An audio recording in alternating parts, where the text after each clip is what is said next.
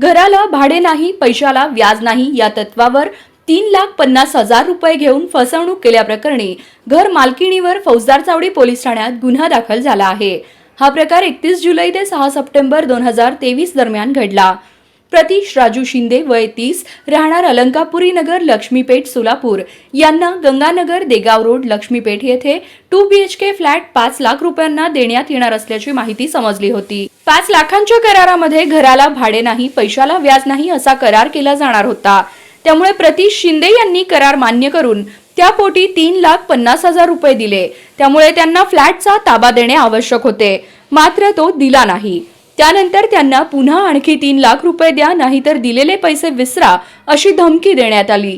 या प्रकरणी प्रतीश शिंदे यांनी दिलेल्या फिर्यादीवरून सुकेशनी नागनाथ लोंढे वय 30 राहणार अलंकापुरी नगर लक्ष्मीपेठ सोलापूर यांच्या विरुद्ध भारतीय न्याय संहिता कलम 318(4) 351(2) प्रमाणे फसवणुकीचा गुन्हा दाखल झाला आहे।